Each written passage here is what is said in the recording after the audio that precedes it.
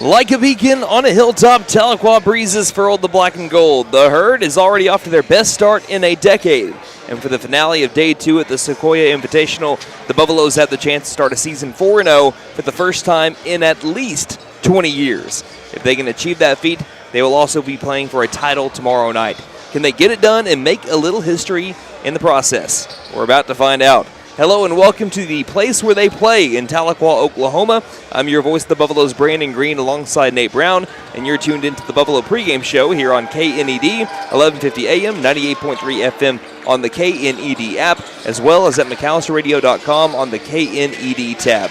Video streaming on the McAlester Radio YouTube channel. Today we have the Sapulpa Chieftains and your McAlester Buffaloes in the 2025 Sequoyah Invitational Semifinals. Partner, it's the Buffaloes. They're looking to build on their most impressive win of the season and get themselves in a position to play for some hardware tomorrow night. What are you wanting to see from the Buffs to ensure that that happens? Well, yesterday we saw one of their best game, or really their best game played all year against Ada, against a top 10 team in 4A. I want to see them build on this and continue their winning ways, the offense they played, the suffocating defense. I want to see all of it here today. Yes, McAlester is 3-0 under first-year head coach Lou Dawkins, their first time starting off a season 3-0 since the 2015-2016 season.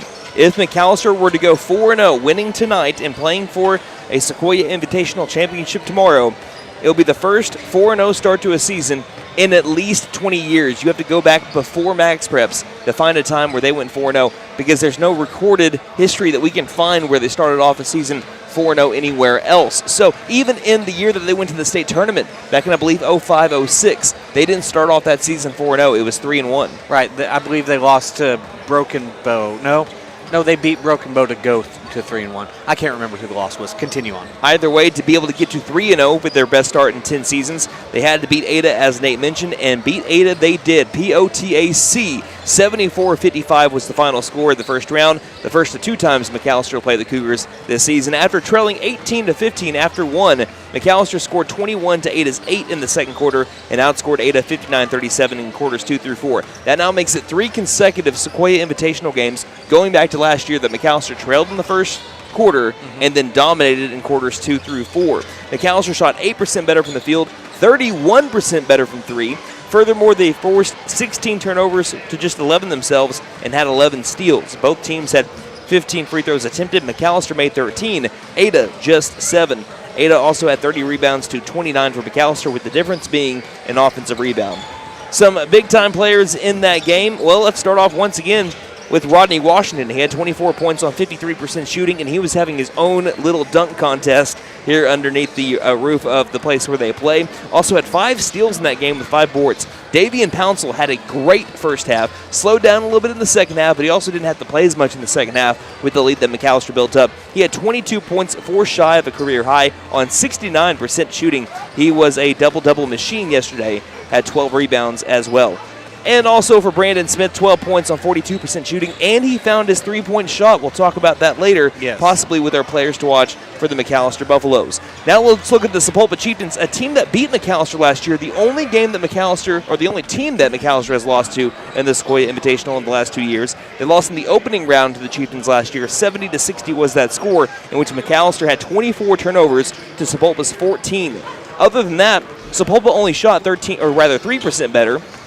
Both teams shot 35% from downtown. McAlester actually out-rebounded Sapulpa 37-29, and McAlester was 8 of 9 from the free throw line, Sapulpa 12 of 19. Looking at this season, the Chieftains are 2-1. They're averaging 61.3 points per game, giving up 62.7.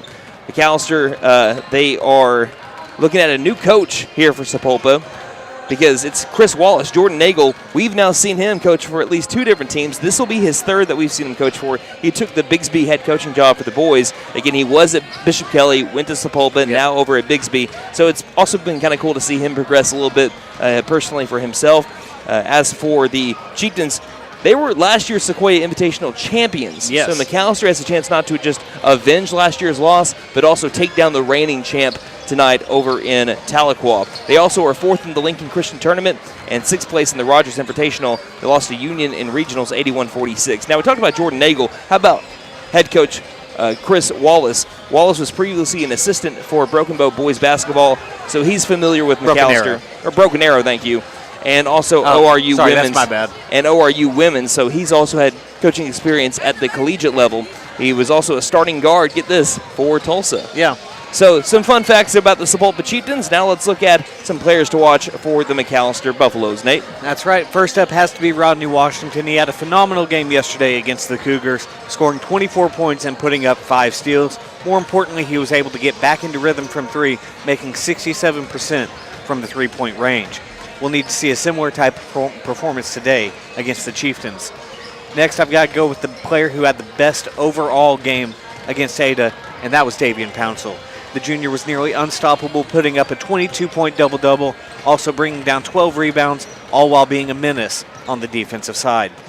And finally, my final player to watch tonight is Brandon Smith. We talk about it all the time, but when these 3 guys are playing at the top of their game, there are very few teams in the state that can go toe-to-toe with them, and that's exactly what happened against the number 9 team in 4A. TNT brought in 12 points and found his 3-point shot, which could be key for McAlester tonight. And moving on to keys to the game. First up, continue to protect the ball. McAlester only turned the ball over 11 times yesterday. Last year against Sapulpa, the Buffs turned the ball over 23 times, with 21 of them being unforced turnovers. That was one of the biggest reasons McAlester fell in the first round last year, despite out-rebounding the Chieftains 37-29. Hold on to the ball, and you're already one step ahead of last season. Second, continue to apply pressure on the defensive side. The Buffs forced Ada to shoot 2 of 18 from 3 and forced the Cougars into 16 turnovers. Last year, they forced Sapulpa into 14 turnovers of their own. If you're able to do that, you should be in a good position to win this game. And finally, box out Demarion McKinney. Last night against Sequoyah, we saw McKinney give the host team fits all night long, bringing in rebound after rebound and giving the Chieftains second chance opportunities all night long. Minimize the impact he has tonight, and you could well be on your way to playing in the Sequoyah Invitational Championship tomorrow against Alma. We were 10 seconds away from playing a different team. We That's were right. 10 seconds away from playing Sequoyah. And funny enough, because Sequoyah couldn't hold on to a 4-point lead with about 30 seconds left, Sapulpa came back from 4 down with 30 seconds left to win that game. Sequoyah lost earlier today to Ada. They're going to be playing in the 7th place game. Yeah. They were that close to playing in the semifinals right now, but that's just how basketball goes sometimes. And instead, we have a rematch of the first round from last year, and McAlester with the opportunity to try to take down last year's tournament champions. We will return in just a moment, and we'll also tell you who McAlester could potentially be playing when we return. Again, 2 minutes until tip-off, or at least until the starting lineups, here at the place where they play in the Sequoyah Invitational on KNED.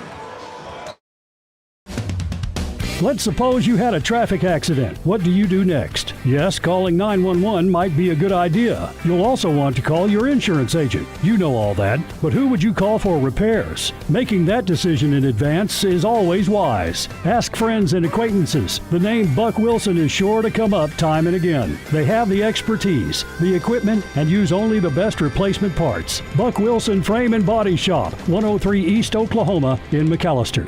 McAlester Direct Primary Care offers 24/7 access to your provider, deeply discounted rates on labs and imaging, more time with your provider, same day or next day appointments, and even home visits for a flat monthly membership fee. We now offer hormone replacement therapy and DOT physicals in addition to our other services. We are excited to announce that we have opened a new location in Longtown, and we are accepting new patients. McAlester Direct Primary Care at 6th and Carl Albert, or give us a call at 918-233-6522. This December, it's time to trade in and trade up at Fenton Nissan of McAlester. Trade in and drive home in a brand new Nissan with more tech, more comfort, and more holiday cheer. Whether it's a rugged Frontier, a family-ready Rogue, or a stylish Sentra, we'll help you trade in and trade up to something that makes every drive feel like Christmas morning. So trade in, trade up. Your sleigh just got an upgrade only at Fenton Nissan of McAlester. And don't forget to tell them Morgan sent ya. Fenton Nissan is your best deal dealer. Shop us online now at fentonnissan.com.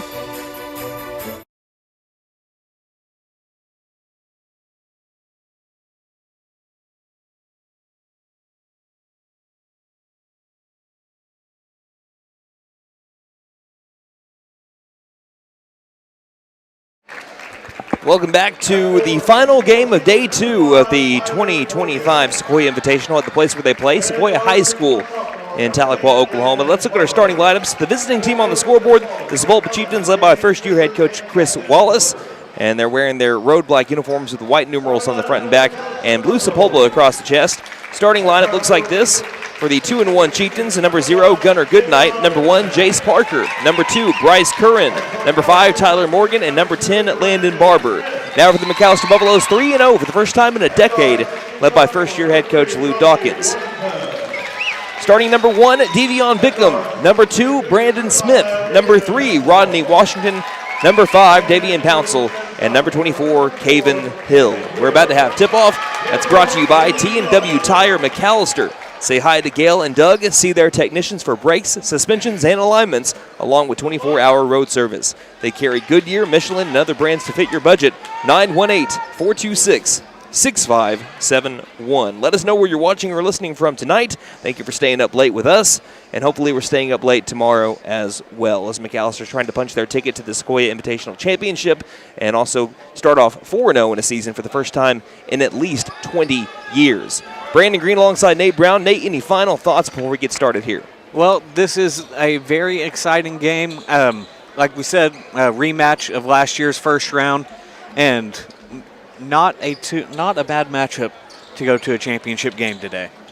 McAlester, if they win, they'll play Alma tomorrow at 8:30. If they lose, they play Muldrow at 5:30 in the third-place game. Caven Hill inside the circle with number 10, Landon Barber. Tip is won by McAlester, and it's basketball time here in the Heartland in the semifinals of the 2025 Sequoyah Invitational. Did mention it earlier, McAlester wearing their home white uniforms for those on radio with the black numerals on the front and back, gold accents. Brandon Smith with the basketball in the front court, works up a screen by Hill. To the left elbow he goes, throws it inside to Caven Hill, and he is not fouled on the shot, he's fouled on the floor. 19 seconds in. Foul's going to be on number 0 for Sapulpa. That is Gunnar Goodnight, his first, team first. That is Pouncil looks to inbound, finds Caven Hill, and Caven Hill scores first for McAlester just a little over 20 seconds into the game. Caven Hill coming off of a career-high 9-point performance against Ada. Here's a tip in the air, taken back by Sapulpa.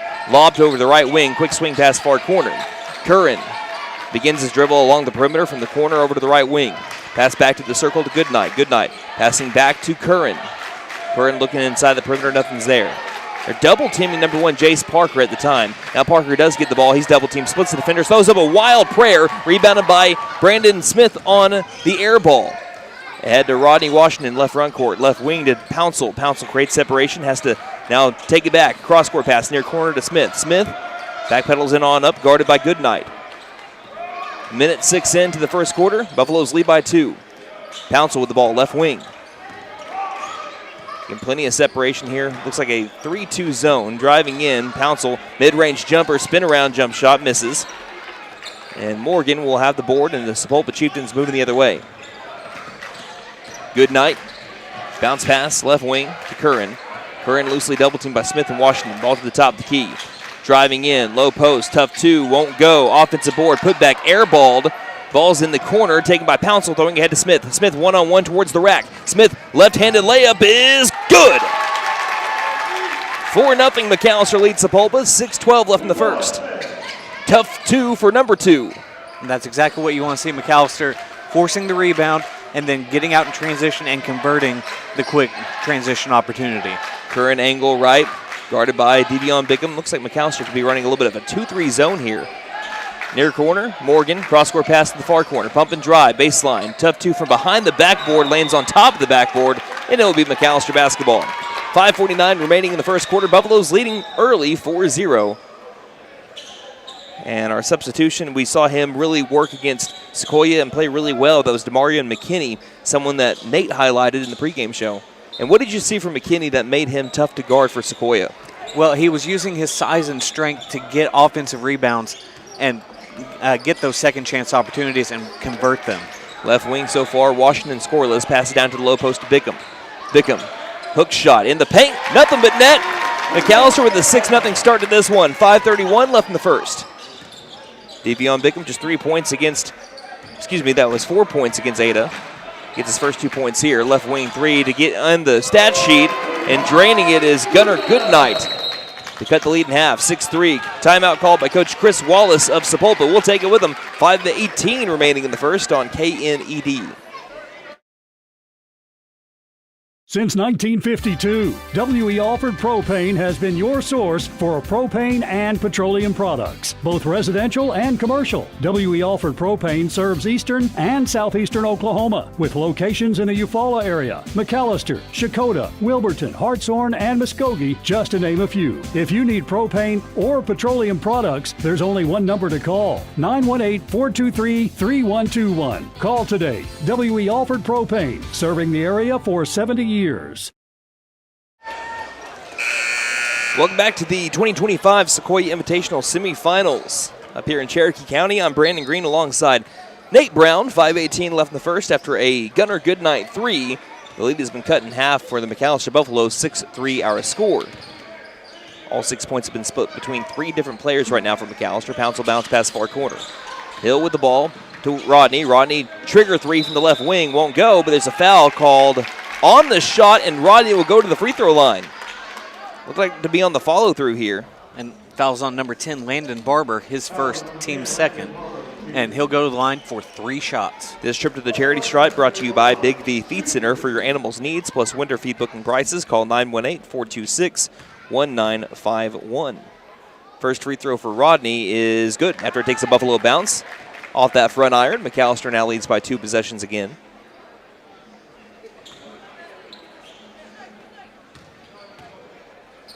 Rodney bends the knees, fires, and that rainbow free throw falls. It's now 8-3. Net barely moved on that one. Now trying to get all 3 here for the 67% free throw shooter to start the season, and he buries all 3 of them. Just as good as a painted gold. 9-3 the score. 5 minutes left in the first. McAlester pressing, beating the press by himself was Gunnar Goodnight. He's the one that hit that last 3. McAlester settles in nicely into their defense. Rodney guarding Curran by the half-court line. Bounce pass inside, back outside. Near corner 3 is back iron. Rodney jumps high, brings down the board. Rodney being trailed, has his pocket picked into the corner. Steal by Curran. Nice hustle play by the Chieftains. Now throwing it ahead to Morgan. Morgan being chased down by Brandon Smith. And touching the ball out of bounds were McAlester, but Brandon Smith prevented a 2 on the other side. You saw the lightning fast speed of Smith. And that's one thing McAlester has done really well to start this year. Anytime there's a transition opportunity for their opponent, they are always getting back every single time, making them work on any transition. Got to say, Pouncil was right there with them, too. 2 McAlester Buffaloes with a chance. Here's a kick ball. Brandon is fired up. By the way, is that young man's birthday today. Okay. If I'm not mistaken, it's that young man's birthday, so he's trying to have a nice birthday and help his team punch a ticket into the championship game tomorrow at 8:30. 4:29 left in the first. Goodnight in the corner. Now dribbles inside. Bounce pass, perfect pass, finding Curran off that right block. Smith tried to kick that ball to prevent the easy 2 to no avail. 9-5 our score. McAlester leading by 4. Smith with it left wing. Smith to the right wing to Hill. Hill spot up, right wing 3, too short.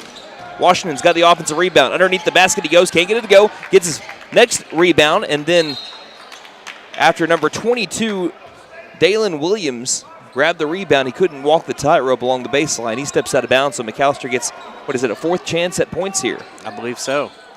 Pouncil inbounds. Bickham, open right wing, feeds into the corner. Pouncil for 3. We have a whistle first. Shot wasn't made anyway. It was a travel. But halfway through the first quarter, McAllister's 3-point ball hasn't been there. They haven't really taken a lot. They've only taken 1 so far. Sapulpa has hit their only one I think they've attempted. Near corner. Left wing Curran. They're 1 for 2. 1 for 2. There you go. Between the circles, Rodney nearly had a steal. Stepping into a 3 is Goodnight, right wing. That one's short. Gets his own rebound. Now drives. Has a pocket pick. Rodney Washington ahead for Brandon Smith. Brandon towards the low post. Tough 2. Won't go. It will go right down the hoop. 11-5. McAlester leading by 6. And after the made shot, they want to play a little pressure here. Curran bounce pass to Goodnight. Goodnight in the corner of the front court. They do beat the press. Curran stops right wing. Curran into the corner. Bounce pass back to Curran. Curran has to go away from the perimeter a little bit to grab that ball. He works off a screen. Brandon Smith picks it up well. McAlester getting out of this 3-2 zone. On the drive. Splits defenders. 2 is up and good. Nice drive to the basket by Landon Barber. The sophomore makes it 11-7. They caught him napping. Brandon Smith all alone. 13-7. Sapulpa slow to get back. And one thing that Brandon Smith is, it's fast. He'll get past a slow defense like that. 2:56 left in the first. He's got 6 already. He is flying all over the court right now. Near corner. Dropping on back. Bounce pass. Stolen. Davian Pouncil in the clear. He'll slam it home. Davian Pouncil with the right-handed jam, and it's 15-7. 2:35 left in the first. Defense turning to offense. Bounce pass to the feet of a Chieftain. It rolls out. Last touched by McAlester. Davion Bickham was with Dalen Williams. I thought that might have grazed Williams going out of bounds. Also, I think that was the right call. Really cool uniform combination here. Didn't notice this. Both teams Jordan brand. Ooh, I like that. Didn't notice this until just a moment ago. Curran will lob and nearly out of bounds. It's taken by Parker. Parker goes baseline. He's in trouble. Double teamed. Does find a man to get him out of trouble. On the pump and drive, Barber pulls up. Free throw line jumper too strong. Flying in. He'll try to grab the rebound. And it went out of bounds. Last touch by the Chieftains. Sapulpa 3 of 10 from the field right now. McAlester not giving anything up easy. Yeah, McAlester is only shooting 24% from 3 on the season, and yet they're 3-0 and averaging 67.3 points per game. Can you imagine where their three-point ball starts to fall? It's going to be very dangerous for any team. Hill in the paint. Hook shot. That looked beautiful. 17-7. 2 minutes left in the first. McAlester with a double-digit lead with their eyes sight and on the Saturday championship game. 1:53 left in the first. Backpedaling. Nice move. Curran stops at the perimeter as he was guarded up well by Pouncil, who kept on closing back in. Pump fake near corner. Back to the left wing. Curran on the drive. Jump stop. Down inside. Contested 2 and a foul on the 2 attempt. It's McAllister's first foul of the game. Foul's going to be on Rodney, his first, team first. I want to knock on wood right here, but I will say that Rodney has done a great job in his first 3 games of the season of not getting into foul trouble this season. Right. So if there's one person, as the free throw is made by Curran, if there's anyone that I'm worried about but not worried about getting in foul trouble, if that makes sense, it's Rodney Washington. Because you don't want him to get in foul trouble, but also you haven't had to be worried about him getting into foul trouble this year. You got some substitutions as Gianni Fascio comes in. So does Jasper Meat and Ty Moscato. First substitutions of the day is Pouncil, Bickham, and Hill check out. Both free throws are made. No one was down low to rebound for Sapulpa either way. And McAlester leads now 17-9. A pass across the half-court line to Smith. Smith left wing, guarded up well by Chieftain, now creates separation. He picks up his dribble, nearly travels, finds his way to Moscato right between the circles. Near corner to Fascio. Fascio works with a bounce pass to the high post. Meat backing up his man. Right block 2 is well short. And rebounded by the Chieftains. Down by 8. Curran accelerates. Now backpedals on up straight away. Thought about the 3. To the right wing he goes. 3 is up in the air and drilled by Demarion McKinney. He can get it done down low, and he shows that he's got the range too. 17-12. And now Moscato turns the ball over. Going the other way, 1-on-2. Up for the 2. Fascio fouls Curran, and 2 free throws coming up. And a chance to make this a 3-point game. 60 seconds left in the first. It'll be the second team foul on McAlester here in the first quarter. Curran's first free throw is good. Sapulpa 3 of 3 from the free throw line right now.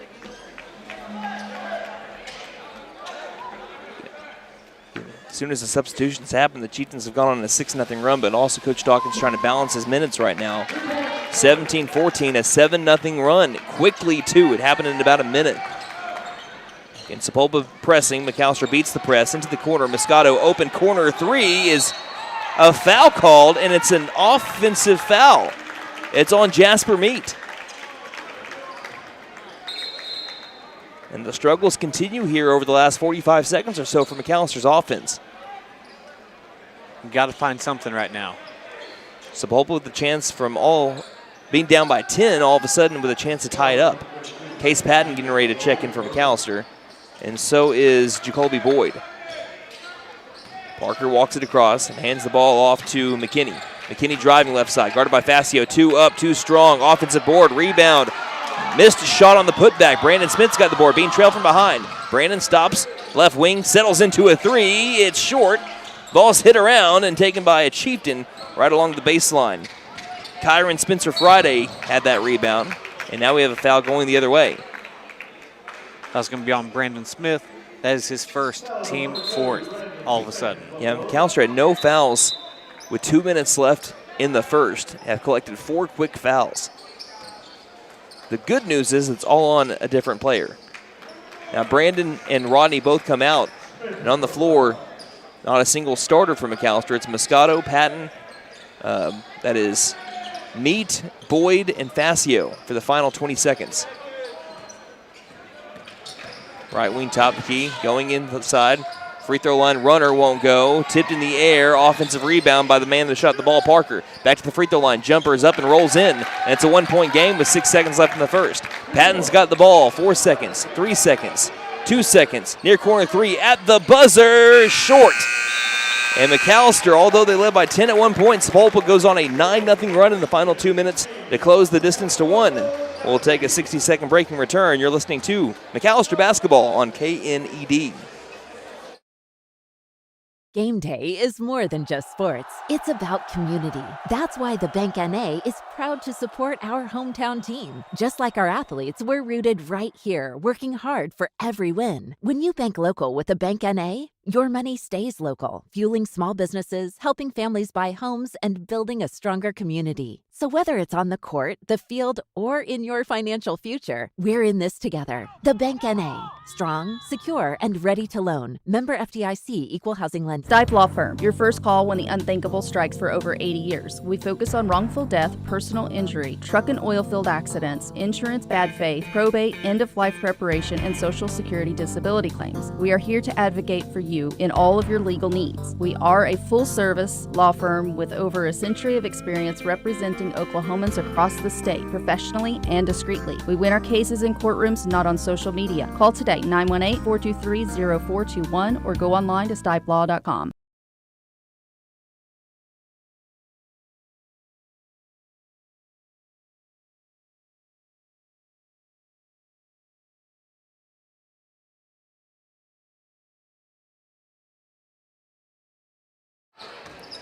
Welcome back to play as McAlester Buffaloes lead by 1 over the Sapulpa Chieftains 17-16. The Chieftains right now in the middle of a 9-0 run. Underwood on the drive for a chance to be able to give his team the lead, and he does so. Excuse me, that's good night.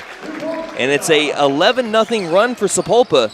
7:42 left in the first half. They take a 1-point lead over McAlester, 18-17. And we have a whistle.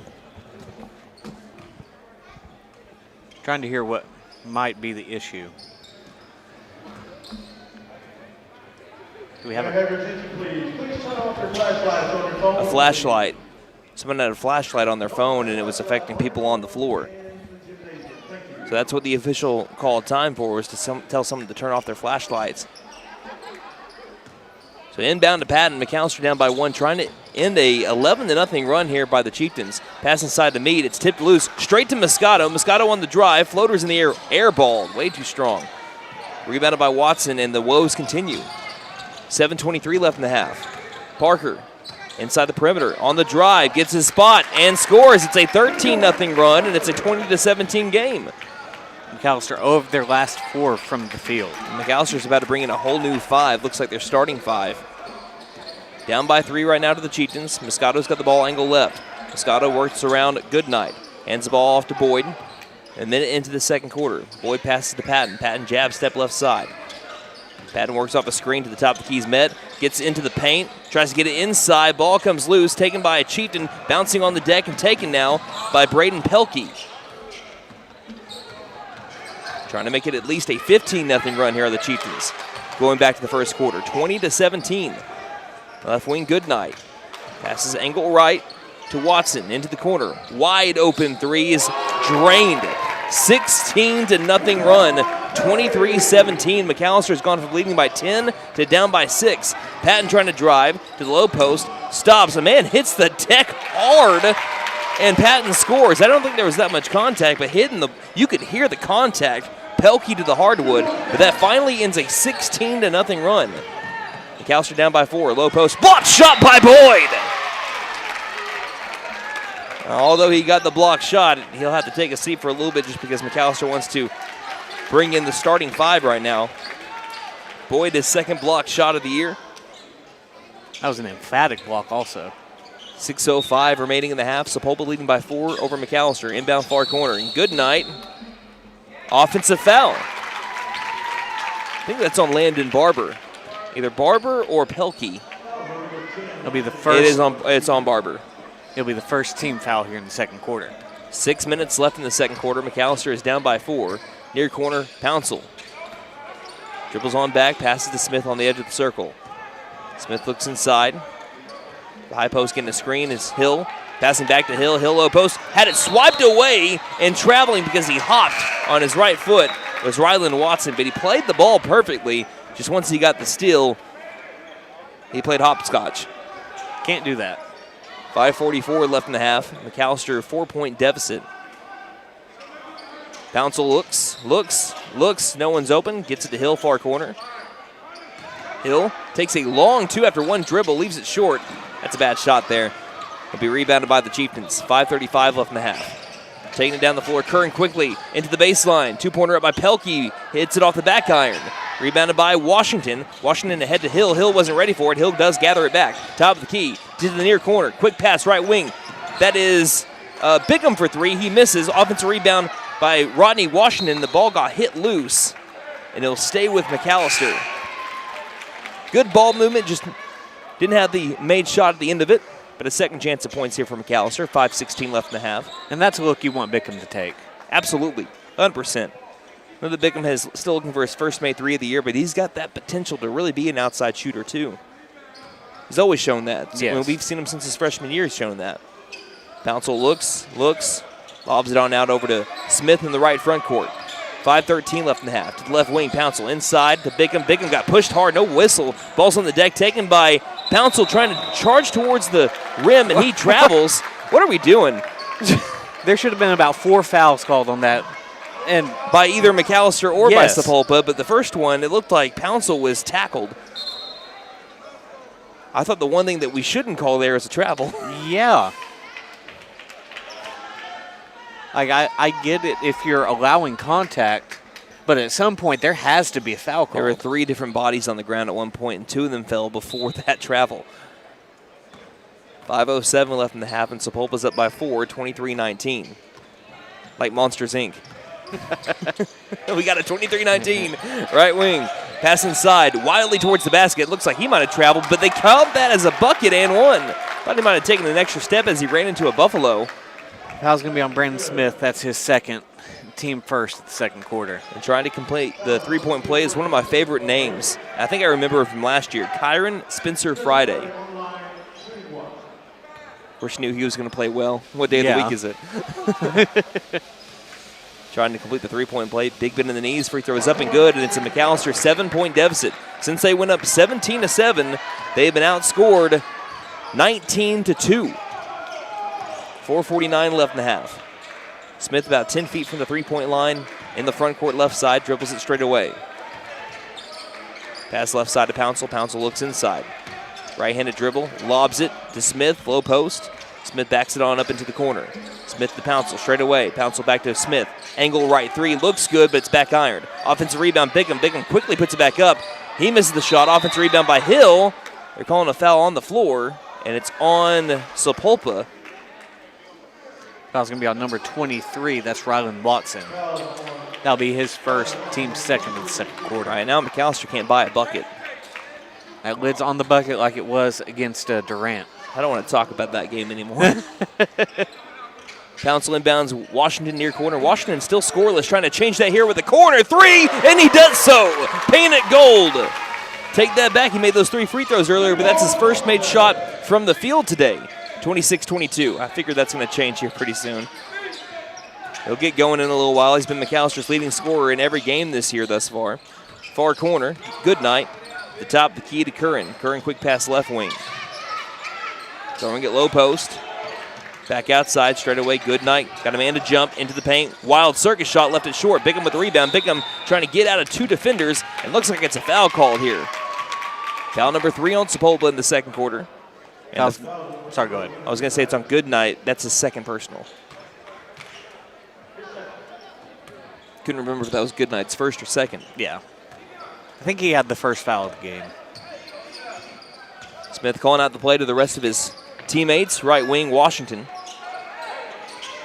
Against this zone D. Takes a angle right three. Painted goal, 2 in a row for Mr. Washington with a hand in his face. Didn't matter. Quick 6 points for the Buffs, and they're down by 1, 26-25. Is he good? He ain't bad. Far corner. Morgan gives it on up to the left wing to Spencer Friday. Friday driving, goes up. Wild shot falls. What a shot by Spencer Friday. And it's 28-25. McAlester down by 3, trying to tie up the game or maybe get within 1. Pouncil drive, spin move, back outside. Smith. Angle left, back on, up. Pass back far corner to Pouncil. Lob inside to Bickham. Bickham, tough 2! Can't get the bounce. But he'll get 2 free throws here. This trip to the charity stripe brought to you by Big V Feed Center.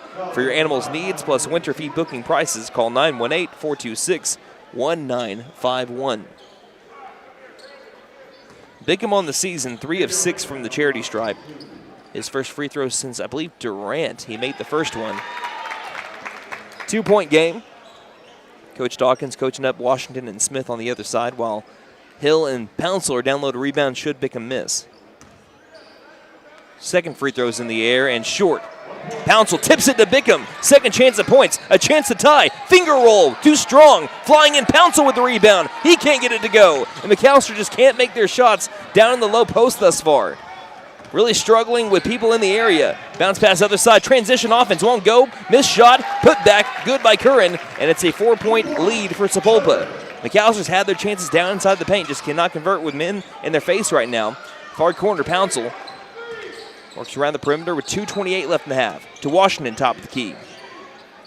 Washington works off the screen by Bickham. Goes inside. Tough 2. They're going to call it a block shot with 3 men in the area. Rebounded by Curran. Curran 2-on-2. Up and a charge. What a play. Devion Bickham planted his feet, got to the low post just in the nick of time, and took the contact. And he says, I'll take the ball too.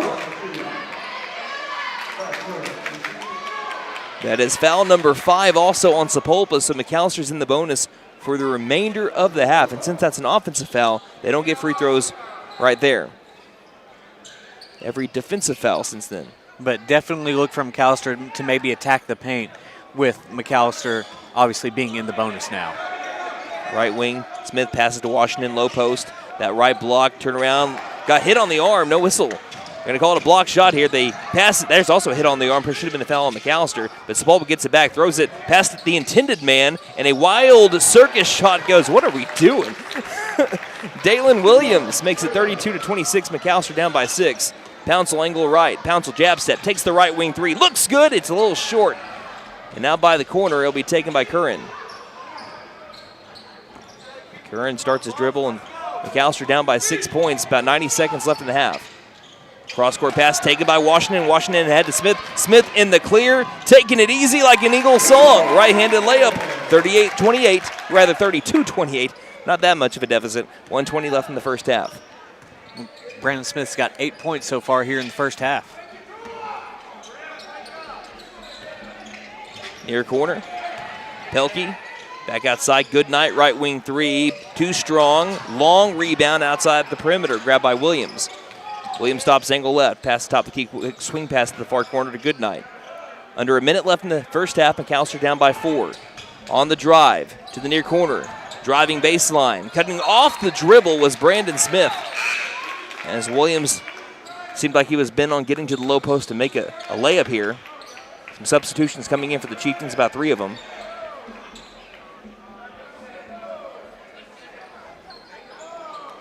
There's not been a lot of combinations here for Coach Dawkins so far, as we have an off-ball foul that's going to be on McAlster's Devion Bickham. That'll just be his first. Not a lot of combinations. We've had either your starting 5 or we've had a lot of your next 5. Yes. We haven't had a lot of them blended together so far in this game. Pass low post taken by McKinney. McKinney back outside at the top of the key to Croak. Croak to Goodnight. 43 seconds left in half and a 4-point deficit. Near corner 3's in the air and clanks off the iron. Rodney's got the board as he clears it. Ahead to Smith. Down by 4. Back to Washington. Stepping in. Oh, he traveled. Wouldn't have gone anyway with the 3-point attempt. Took an extra step. McAlster's not playing their best game, but no, they have had 8 turnovers right now. And they had 24 against Sapulpa a year ago. McKinney takes it across the half-court line, nearly a carry. He lost the ball, never touching. It was Davian Pouncil, just completely lost control out of bounds, and McAlester forces the turnover. 25 seconds left in the half. Let's see if McAlester can make this a one-possession game on this possession. Rodney right wing. Passes. Didn't intend for it to go to Pouncil, but finds it to Pouncil. Far corner to Bickham. Bickham on the drive. Into the low post. Hill lost control to Smith. Smith wild two. Bounces 3 times. Won't go. And a foul call will be on Pouncil down the low post as he was trying to give his team another chance at points. That was a rough shot there by Smith. Yeah. He was nearly behind the backboard when he let up that teardrop shot. I think he might have thought it was closer to... See those on the clock? Yeah. Still got 8.5 seconds left in the half. And that was just Pouncil's first and team third for McAlester in the second quarter. McAllister's been a second-half team, though, so far this season. I know they're only down by 4, but they saw a 10-point lead disappear behind a 16-0 Sapulpa run and an off-ball foul on Bickham. Can't do that. Can't pick up your second foul, too, there with 8 seconds left, especially on an inbound. And that'll be foul number 4 on McAlester. One more sends into the line. Now you got to play a little bit more lax. Yeah. On this next possession. Inbound to Goodnight. Goodnight near sideline. 5 seconds, 4 seconds, and we have a charge as Bickham was fouled by Goodnight with an extension of the elbow. And again, since that was an offensive foul, no free throws. 3.9 seconds for a shot at the buzzer. Pouncil inbounds to Smith. 3 seconds, 2 seconds, 1 second. Top of the key, fadeaway jumper. Banks in! Brandon Smith fading towards the basket. Straight away nails the tray. And it's a 1-point game at the break. Sapulpa leading 32-31 over the Black and Gold. We'll look at your halftime stats and return in just a moment. You're listening to McAlester Basketball on KNED. At Vigorous Power Sports, we ride what we sell, so we know what works. U-Force U10 XL Pro Highland, sealed cab with HVAC, ride sync, and a power dump box. Year-round ready C-Force 950 Sport, V-Twin Muscle Sport Suspension, carves hard, lands soft. C-Force 1000 Overland, top tier fit finish and firepower in a quad. Count on us for parts and service long after the sale. CF Moto, experience more. Vigorous Power Sports, 1904 South Main, 918-423-3306. Motorcycles and off-road vehicles can be dangerous to operate. Review all safety information before operating. Wear your safety gear and never operate a CF Moto vehicle under the influence. Visit cfmotousa.com for complete training and safety guidelines.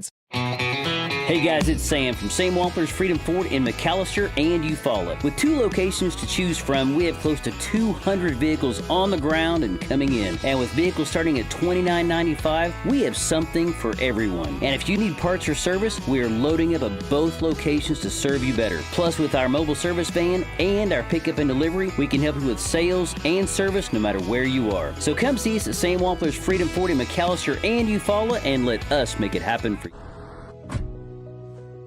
Hello, I'm David with Freeze and Flare Heat and Air. Right now, eligible homeowners can take advantage of energy tax credits. And guess what? If you're a PSO customer, you can save even more. We'll help you find exactly what you qualify for. We turn 90-degree air into a 72-degree comfort oasis. So don't despair, call Freeze and Flare Heat and Air. We're licensed, bonded, and insured. Mechanical license number 001-44485. Let's suppose you had a traffic accident. What do you do next? Yes, calling 911 might be a good idea. You'll also want to call your insurance agent. You know all that, but who would you call for repairs? Making that decision in advance is always wise. Ask friends and acquaintances. The name Buck Wilson is sure to come up time and again. They have the expertise, the equipment, and use only the best replacement parts. Buck Wilson Frame and Body Shop, 103 East Oklahoma in McAlester.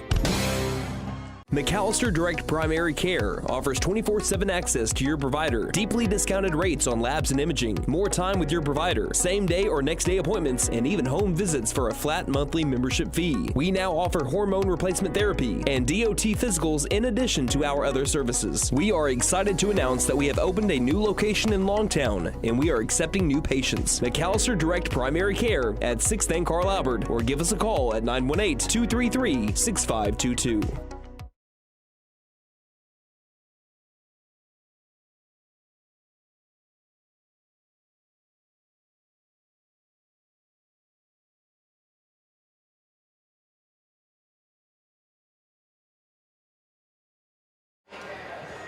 So McAlester controlled the first quarter, Sapulpa controlled the second, and it's led to a 1-point deficit for McAlester at the break. This is the third time this season out of 4 games that McAlester has trailed by 1 point at halftime. The good news for McAlester, they're undefeated in those games. And also, second game in a row that they've had a buzzer-beating shot. Exactly. It was Brandon Smith. That one a little bit less dramatic. Yeah. Case Patton had one that was about three-quarter court that went in. If you want to go back and check that one out, that's on our video stream from yesterday. But that one, still an excellent shot by Brandon Smith at the buzzer at the top of the key. The Birthday Boy is the leading scorer at the break. Let's look at that stat and more with your halftime stats. Brought to you by First Realty, 602 South 2nd Street, McAlester. Call 918-423-3122 or visit first-realty.net. For more than 50 years, First Realty has helped the residents of McAlester and the surrounding area with their real estate needs, whether residential or commercial. First Realty will guide you through the process of buying or selling your home or business. You can view our property inventory online at first-realty.net. We update our listings daily. And don't forget, if you're into pickleball, the Pickle Palace is open. If you have questions, give us a call at 918-423-3122. All right, Nate, take it away. All right. Like you said before we went to commercial, Brandon Smith is your leading scorer here in the first half. He was 5 of 8 from the field, good for 62% from the field, 1 for 3 from three-point range, had 3 rebounds, and that, of course, that buzzer-beating shot to end the first half. Next up, you got Rodney Washington. He had 9 points, including 2 of 2 from three-point range, 3 of 3 if you count his 3 free throws. He had 4 rebounds, along with a steal as well. Next up, Caven Hill had 4 points on 2 of 4 shooting. He had an offensive rebound as well. Devion Bickham has 3 points today, along with 4 rebounds, 2 offensive, 2 defensive. Next up, Case Patton has 2 points on the night, as does Davian Pouncil, who also has 2 rebounds and a steal. And let's see, I'm trying to see if there's anyone else. Jacoby Boyd also had a block in the first half, and that will do it for individual stats. Next up, shooting stats basically identical for Sapulpa and McAlester. McAlester 12 of 29 from the field, good for 41%. Sapulpa 12 of 28 for 43%. So this game is playing out a lot like it did last year. 100%. Which we just hope it has a different outcome being McAlester broadcasters. McAlester 3 of 9 from three-point range in the first half, good for 33%. Sapulpa 3 of 7 from three-point range for 43%. McAlester 4 of 5 from the free throw line, good for 80%. Sapulpa a perfect 5 for 5. Sapulpa barely out-rebounding McAlester 15 to 14. Sapulpa has forced 8 McAlester turnovers, and McAlester has forced 8 Sapulpa turnovers.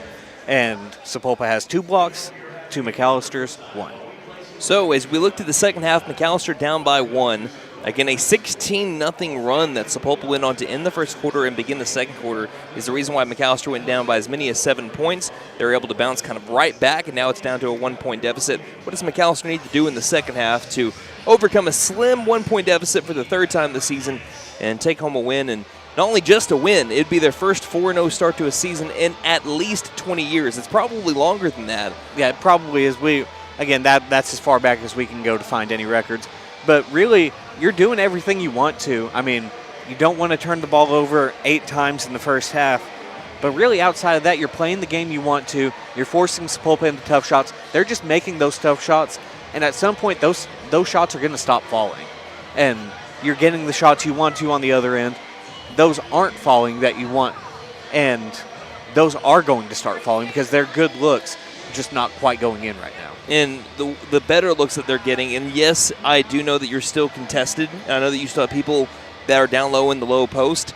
McAlester needs to be able to make those shots as well. Yes. For the most part, they have the size advantage today. The tallest player, they have a couple of them. Tallest players they have that are playing today are 6'5". McAllister's got a 6'7" player on the floor and a lot of 6'4" and ups. Yes. So they have size advantage, and I also dare to say they have the vertical advantage today as well.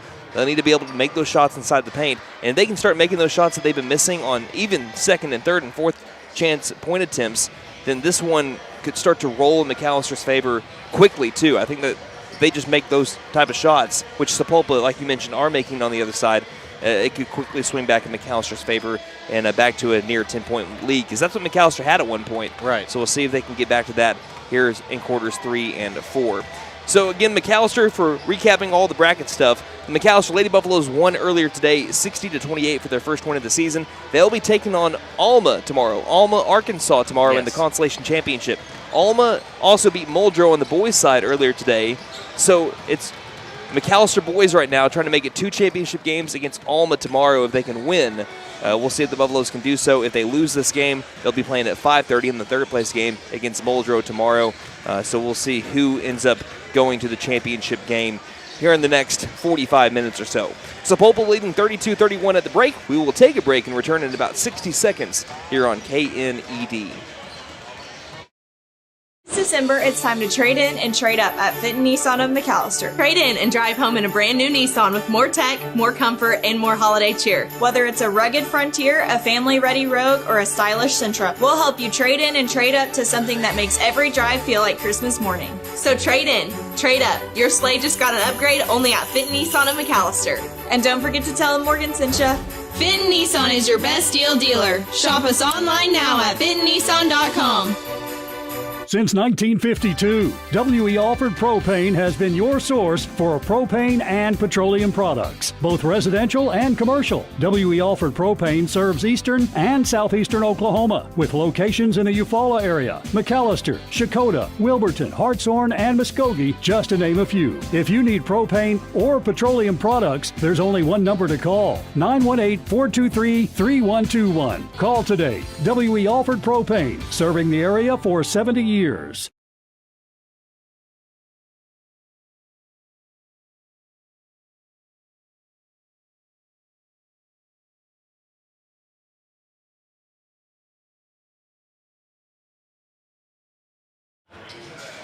About to begin the second half, Brandon Green alongside Nate Brown. Sapulpa leading McAlester 32-31. And the Sequoyah Invitational Semifinals. As, again, it's the last game of the night tonight. McAlester trying to play in the last game of the tournament tomorrow. This broadcast brought to you by Sam Wampler's Freedom Ford, Freeze and Flare Heat and Air LLC, Buck Wilson Frame and Body Shop, McAlester Direct Primary Care, Fenton Nissan McAlester, W.E. Alford Propane, The Bank & A, Snipe Law Firm, and Vickers Power Sports. McAlester got to be a little bit careful with their fouls. No one got into major foul trouble, but we have Bickham get 2 fouls. Smith got 2 fouls as well. Currently on the floor with Smith and Bickham is Washington with 1 foul, Pouncil with 1, Caven Hill no fouls. After 1 half of play, McAlester switching sides. They're now on the left side shooting the basketball. And when Sapulpa has it, they'll be on the right. So McAlester in their home white uniforms gets the second half started with the bounce pass to the low post. Hill looking, 1 dribble, lost the ball as he tried to throw it, hit off of the knee of a Sapulpa Chieftain, and it's stolen. That's a weird, funky play there for Caven Hill. Just slipped out of his hands. I don't think anyone expected that ball to go where it went. Right wing Barber gives it on up to the high post, throwing it back outside to Goodnight. Goodnight to the far corner, 3-pointer in the air and in. Sapulpa's 3-point ball falling. They really didn't have a lot of that last night. No, they didn't. But they did shoot well from 3 against McAlester last season at 35%. They lead by 4 over McAlester right now. Right now they're 50% from 3, 4 of 8. Hilla dribbled to the top of the key to Washington. Washington backpedals, guarded by Spencer Friday to the left wing. Near corner, stopping and passing to Washington. Washington to the right wing to Pouncil. Pouncil off a screen by Bickham. Throws it back to Bickham far corner. Through his hands, but gathers it back baseline. Back out right wing Washington. And a foul called on a push of Washington. And Spencer Friday picks up a foul here. That'll be his, go ahead. His first. Team first here in the third quarter. Inbound to Smith, a minute into the third quarter, down by 4. Second possession of the second half for McAlester. Smith passes angle right to Pouncil. Pouncil on the attack. High post, spin move into the low post. He can't make the shot, but he is fouled. 2 free throws here for Davian Pouncil. This trip to the charity stripe brought to you by Big V Feed Center. For your animals' needs plus winter feed booking prices, call 918-426-1951. Pouncil has been that close. Really, all McAlester players, when they've gotten fouled on shots, have been that close to 3-point plays. And, Brandon, that was Gunnar Goodnight's 4th personal. He'll have to come out here. First free throw is good. And speaking of good, Goodnight is a terrific player. Yes. for the Chieftains, and for him to have to sit really the entire third quarter. If McAlester can't take a lead in the third quarter, it was a fail of a third quarter. Yes. Second free throw is short, and a rebound here by the Chieftains. McAlester guarding it well by the baseline, nearly stepping out of bounds with it, and Smith knocked it off. Oh, I think he knocked it off of a player in Curran. I thought he was the last person to touch it. McAlester was adamant on it as well, but it will stay with the Chieftains as they applied pressure, and Sapulpa was in a lot of trouble there by the baseline. Inbound, McAlester wants to press. I was going to say, I would be putting up a lot of pressure here on these inbounds. Like you mentioned, especially with Goodnight off the floor, he's one of the primary facilitators on this team. Coach Dawkins with some words for one of the officials. Think that Bickham might not have kicked that last ball, might have gone somewhere else. At least that's just my assumption. Sapulpa beats the press to the low post, quick drive and score. He's been playing super well. That's Bryce Curran. He's into double figures. He's got 10 points now. It's back to a 5-point McAlester deficit. Spin move, deep on Bickham, put him in the washer. Nice move by the junior, 37-34. Beautiful play. Curran tries to attack again, throws it back out, far corner, setting up, firing, missing the shot, short with it. Rebounded by Smith. Smith tried to throw it to Washington. Washington did save it. How did he do that? Back to Smith. Smith top of the key. Dribbling angle left. 6 minutes left in the third. Smith bounce pass. Low post to Hill. Hill backs up his man. Great separation. Hill can't make the shot. Ball's on the deck. Hill trying to fight for it. It's taken by a Chieftain and a push call by the baseline. Who pushed who? I'm going to say it's Pouncil that was pushed. Pouncil was on the floor. I don't know how that was a push on Pouncil, but okay. That's his second, team first of the third quarter. Am I wrong by thinking that? I think Pouncil was on the floor. Pouncil was on the floor. 5:50 left in the third quarter. McAlester wants to press. Sapulpa's been good against the press, and it's primarily been because of Curran as well. Curran going on from the half-court line all the way to the hoop and scoring with the right hand. If McAlester can't find an answer for Curran, McAlester might be in trouble. 39-34. Far corner, Pouncil. Spin move, low post. Tried throwing it up for a shot, and he is fouled. 2 more free throws for Davian Pouncil. Foul's going to be on number 23 for Sapulpa. That is Ryland Watson. That is his second personal, third team in the third quarter. Last year it was Sapulpa that got a majority of the free throw attempts. McAlester was 8 of 9 from the line last year against the Chieftains. First free throw was nothing but net for Pouncil after he split the last trip at the line. He's got 4 points today. Pouncil 2 of 3 from the line tonight. His fourth attempt is short, and we have a lane violation. That's on McAlester. Caven Hill, I believe, broke it just way too early there. And it's a 4-point deficit for McAlester as Sapulpa's won the quarter by 3. And I say Sapulpa, Bryce Curran has won the quarter by 3. I think he's done all the scoring here for Sapulpa, if I'm not mistaken here. Dribble to the right wing. No one's been able to stop and tries to attack. Nifty ball handles, but Pouncil's right there with him. To the left wing with the pass to Spencer Friday. Top of the key, passing left wing to Watson. Watson dribbles to the high post, bounce passes to Curran. Curran attacks, back outside, far corner, threes in the air and off the side of the backboard. Bouncing straight to a Chieftain, but now bounced around to Pouncil. To Smith. Smith attacks, lost it on the dribble, gets it back, goes up, misses the shot. Bickham with the offensive board. Bickham goes up for 2, and he's fouled. That'll be the 4th team foul on Sapulpa here early in the third quarter, excuse me. McAlester has to be better at the free throw line, though. We're going to see if they can do so. Foul's going to be on number 23, Ryland Watson. That's his third. What is McAlester from the free throw line tonight? 6 of 9. And make that 7 of 10, so 70%. Not too shabby. Their season total right now is 66%. Sapulpa perfect. I believe that's 6 for 6 right now. 5 for 5. Back to a 1-possession game, and Bickham makes them both. And it's a 2-point game. 39-37, 4:55 remaining in the third. Parker will take it down the floor. Parker guarded by Washington. Starting 5 on the floor for McAlester. No one with 3 fouls yet, trying to keep it that way. 3 different McAlester players playing with 2. Top of the key, Watson feeds it into the corner to Spencer Friday. I also think it's funny that Friday is wearing number 13 on his back. Here's a drive, losing the ball, trying to gather it back, and they do so in the corner. Second chance at points. Curran back to the top of the key. Thought about firing to Spencer Friday, and there's a foul called at the high post. That was a travel. That looked like a travel before any kind of foul. And that's Bickham's third. Coach Dawkins just has his palm in his hand, and I think the main problem that we've had tonight is we haven't been able to differentiate a travel between a foul. McAlester really didn't bump anybody. They just stood where they were and kind of kept their hands in the air. It was the ball handler there making the contact at Spencer Friday, at least from what I saw. And then back-to-back fouls. Caven Hill, that one I believe is the correct call. McAlester fans won't like that because of how soon that happened after the last one. But that is Caven Hill getting too much body here. And Facio will check in for Hill. That was Hill's. For Bickham. Well, Hill was starting to come out, and Bickham now does check out. Hill will guard the inbounder. And now we have a timeout called by Coach Wallace. So the 2-point Chieftain lead, 39-37, 4:24 left in the third. We'll take a little bit of a break. You're listening to McAlester Basketball on KNED. Game day is more than just sports. It's about community. That's why the Bank NA is proud to support our hometown team. Just like our athletes, we're rooted right here, working hard for every win. When you bank local with the Bank NA, your money stays local, fueling small businesses, helping families buy homes, and building a stronger community. So whether it's on the court, the field, or in your financial future, we're in this together. The Bank NA. Strong, secure, and ready to loan. Member FDIC, Equal Housing. Stipe Law Firm, your first call when the unthinkable strikes for over 80 years. We focus on wrongful death, personal injury, truck and oil field accidents, insurance bad faith, probate, end-of-life preparation, and Social Security disability claims. We are here to advocate for you in all of your legal needs. We are a full-service law firm with over a century of experience representing Oklahomans across the state, professionally and discreetly. We win our cases in courtrooms, not on social media. Call today, 918-423-0421, or go online to stipelaw.com.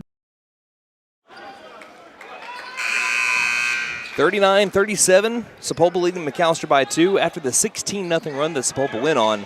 Sapulpa has not given up the lead since. McAlster's gotten close to a point deficit they've gotten into at one point, but right now, staying at a 2. Will be a baseline inbound here for the Chieftains after a timeout called. McAlester still has all 5 of theirs. Here's an inbound to the low post. Missing the shot, late whistle coming in. Oh my goodness. Bryce Curran with 2 free throws. The ball nearly hit the hardwood by the time that came down on a rainbow shot from the right block. That's on Brandon Smith, his third. There have been 3 fouls on McAlester this one possession.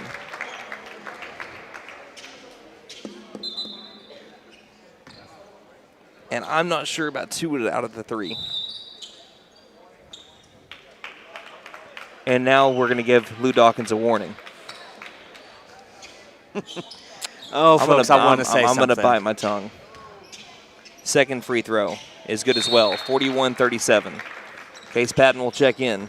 I'm just going to say I think we're closer to Tulsa than we are to McAlester. You said it. I didn't say anything. 41-37 to score, 4:23 left in the third. I don't know, man. That was a rough possession, just all together. Washington right front court, passes to Facio, angle left. Now to the near corner, finds its way to Patton. Patton pump fakes. Tries to get it baseline after he picks up his dribble, gets it to Hill, back outside to Patton. Patton left wing, on the drive, into the paint. No look pass, tried to find Hill, and he goes sailing. With the steal, Curran. Curran to the low post. 2-pointer up after he hesitates. Spencer Friday scores. It's a 6-point lead. Despite not having Gunnar Goodnight on the floor, Sapulpa has extended their lead. This quarter's going about as poorly as it could go for McAlester right now, considering that fact. Instead, they've gotten into foul trouble. Driving, Rodney, low post, hovers over a man and scores. 43-39. And for Rodney, for every game in his varsity career, he enters double digits. Yep, he's got 11 right now. 43-39. I'm sure he's already closing in on 600 points, if not already past that by now in his varsity career in his sophomore year. Spencer Friday in the middle of the paint scores. 45-39 as Sapulpa answers right back. 3:20 left in the third. Washington backpedal. Spencer Friday applies the pressure. Top of the key, dribbles, passes near corner on a bounce to Pouncil. Pouncil drives baseline, splits the defenders. What a move! Like he was slicing bread right through him. 45-41, near corner, wide open. Spencer Friday answers a 2 with a 3. And Sapulpa's getting everything they want right now. Lead by 7. Right wing, Pouncil. Pouncil on the drive. He lost the ball trying to spin to the low post. Lost control of the ball and it went flying out of bounds. Turnover for McAlester. And there's a reason he lost that ball, folks. 2:49 left in the third quarter. And Sapulpa will inbound. And timeout called by Coach Wallace again. He only has 2 more left. We'll take that timeout with him. You're listening to McAlester Basketball on KNED. At Vigorous Power Sports, we ride what we sell, so we know what works. U-Force U10 XL Pro Highland, sealed cab with HVAC, ride sync, and a power dump box. Year-round ready C-Force 950 Sport, V-Twin Muscle Sport Suspension, carves hard, lands soft. C-Force 1000 Overland, top tier fit finish and firepower in a quad. Count on us for parts and service long after the sale. CF Moto, experience more. Vigorous Power Sports, 1904 South Main, 918-423-3306. Motorcycles and off-road vehicles can be dangerous to operate. Review all safety information before operating. Wear your safety gear and never operate a CF Moto vehicle under the influence. Visit cfmotousa.com for complete training and safety guidelines. McAlester finds himself in a similar position to what they were in against Durant a few nights ago, but the only difference is this. McAllister's in more foul trouble than they were back on Tuesday, and they all of a sudden got into foul trouble. Again, on one possession, one defensive possession, the last one before this, they committed 3 fouls on one possession. 48-41, it's led to having people have to check out. On the floor right now is Hill, Facio, Pouncil, Patton, and Washington. 2:34 left in the third quarter. And now you're going to see kind of Sapulpa's version of the 4 corners a little bit here. It's just a little bit more moving parts here by Wallace. So burning a little bit of time. Getting a screen is Curran. Curran to the top of the key. Crosses over Facio. Steps up into a 3-pointer. That's too strong. Washington gets the rebound down low. McAlester pressing it the other way. Facio near corner. Facio picks up his dribble. Throws inside to Hill. Hill went up with a 2, and there is a foul on the floor. It doesn't matter. That's foul number 5. That will be free throws here for Caven Hill. Doesn't matter if that was going to be on the shot or not. The foul is on number 4, Jeremiah Croak.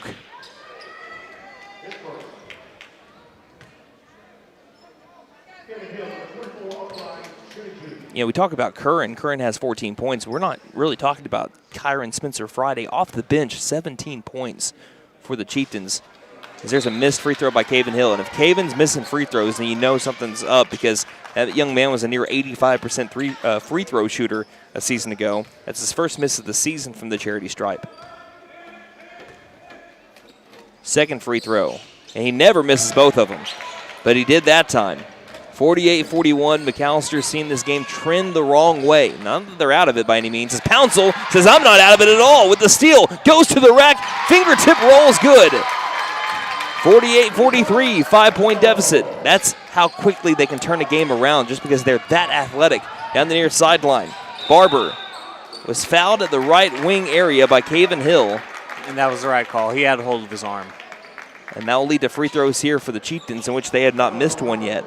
Landon Barber, the 6'1" sophomore guard for the Chieftains, will take these 2 free throws. I'd like to repeat, they have not missed a free throw today. Both teams in the bonus for the remainder of the quarter, 1:47 left in it.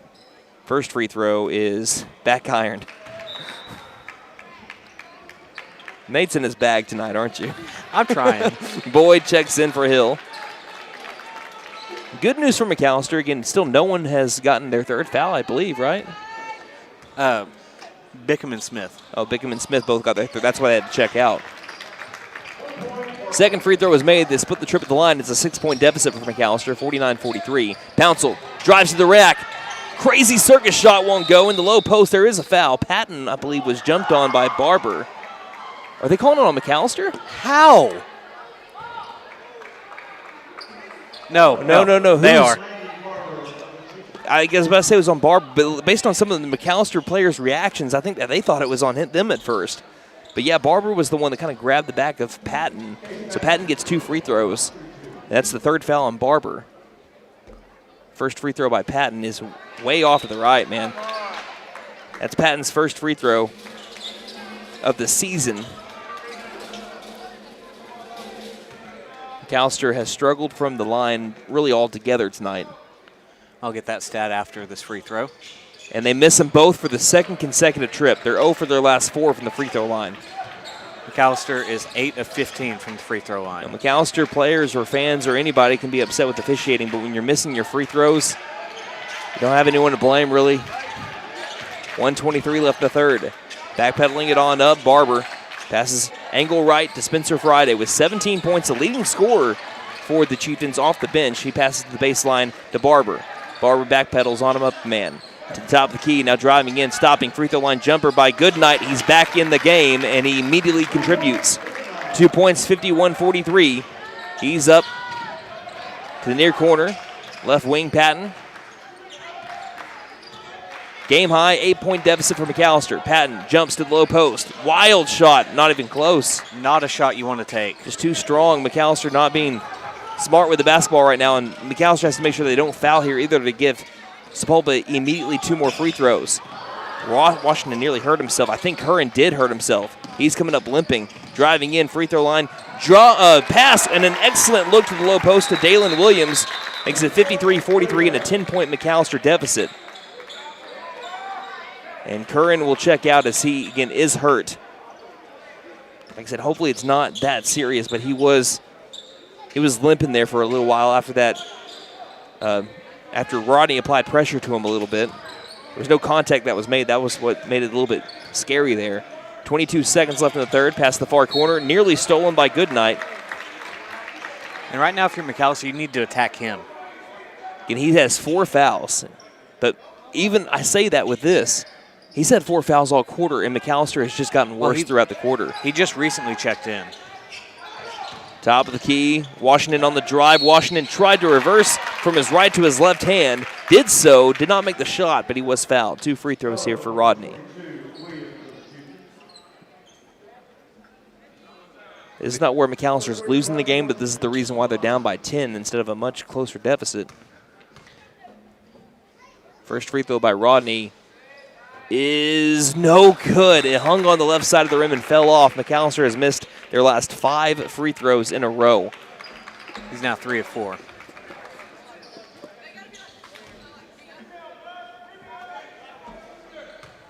Rodney takes a deep breath, bends the knee, shot is in the air, and they missed their last 6 in a row. Oh my goodness. Ball gets knocked out of bounds by a Buffalo. How the Durant game was in the third quarter with the general shot is how the third quarter is here with McAlester with fouls and free throws. Here's an interception by Boyd. Boyd to Patton, left wing. Passing down low to Washington. Outside Fascio. Wide open 3. Way too strong. Back irons it. High post. Fight for it. Boyd's got it again. 1 second three-pointer at the buzzer. Banks it in for the second quarter in a row. Jacoby Boyd is here to save the day. He got the steal to lead the possession, grabbed the offensive rebound, and he put a buzzer on it for good measure. And McAllister's down by 7, needing to do some work in the fourth quarter. Put those 4s up in the air, Buffalo fans. You're listening to McAlester Basketball on KNED. Hey guys, it's Sam from Sam Wampler's Freedom Ford in McAlester and Eufaula. With 2 locations to choose from, we have close to 200 vehicles on the ground and coming in. And with vehicles starting at $29.95, we have something for everyone. And if you need parts or service, we are loading up at both locations to serve you better. Plus, with our mobile service van and our pickup and delivery, we can help you with sales and service no matter where you are. So come see us at Sam Wampler's Freedom Ford in McAlester and Eufaula and let us make it happen.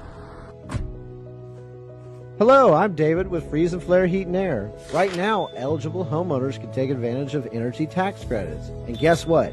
If you're a PSO customer, you can save even more. We'll help you find exactly what you qualify for. We turn 90-degree air into a 72-degree comfort oasis. So don't despair, call Freeze and Flare Heat and Air. We're licensed, bonded, and insured. Mechanical license number 0014445.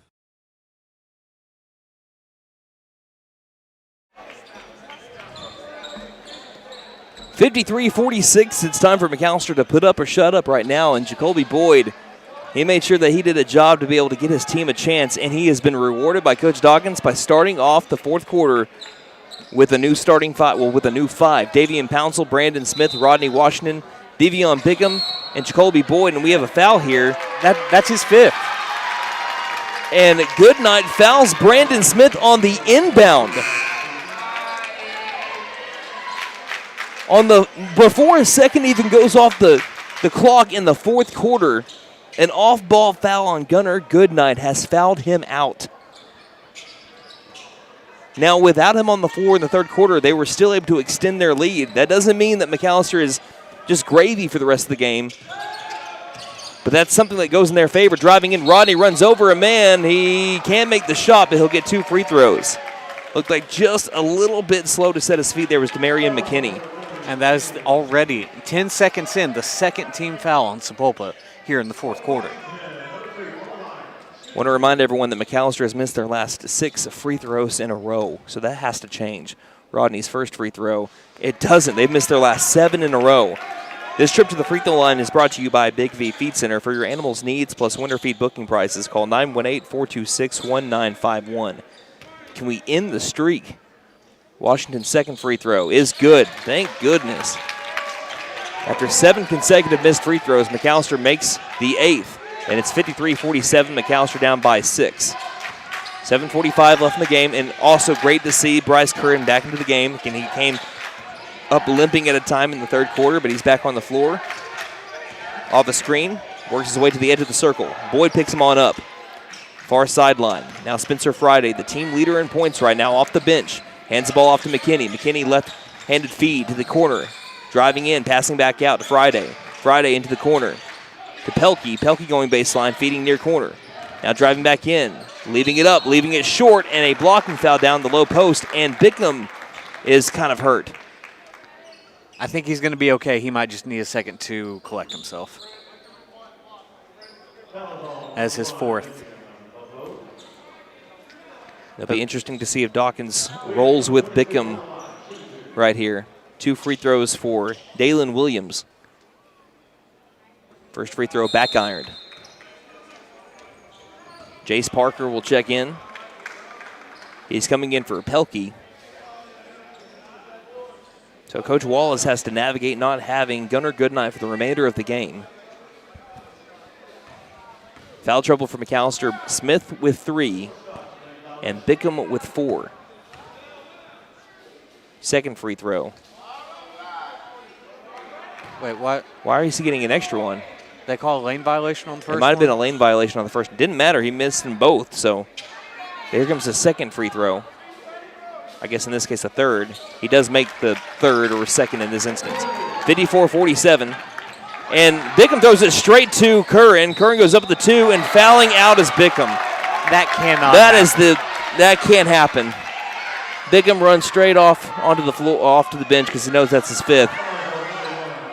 That was just a really, really, really bad sequence. There was no one down in the backcourt but Curran, and there's a technical foul call too. I don't know if Bickham said something as he was starting to walk off the bench, but a technical foul was called. So now we have 2 free throws. So we have 4 consecutive free throws coming up. And then the ball for Sapulpa. That's the worst sequence that you could possibly have. Curran's first free throw is short. You know what I want to say. So there'll be 3 more here. Second free throw is good.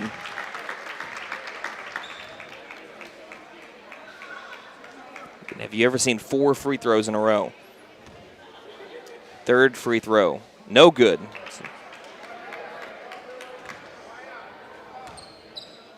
And last one is no good either. He missed 3 out of the 4. Did we get back-to-back tees? No. Or since that was the shooting foul, and then they also get – so they had 4 free throws, and they also get the ball back because of the technical foul. So they only make 1 out of the 4 free throws. It could have gone a lot worse for McAlester there, but that, like I said, was about as bad of a sequence as it could get. And it's now an 8-point game, low post. Underneath the basket, reverse layup is good by Dalen Williams, and it's back to a 10-point McAlester deficit. There's a whistle here as Coach Dawkins will call his first time out of the game. He'll have 4 more remaining. McAlester down by 10 in the fourth quarter for the second time this week. 6:54 left to go in the game. You're listening to McAlester Basketball on KNED. At Vigorous Power Let's suppose you had a traffic accident. What do you do next? Yes, calling 911 might be a good idea. You'll also want to call your insurance agent. You know all that, but who would you call for repairs? Making that decision in advance is always wise. Ask friends and acquaintances. The name Buck Wilson is sure to come up time and again. They have the expertise, the equipment, and use only the best replacement parts. Buck Wilson Frame and Body Shop, 103 East Oklahoma in McAlester.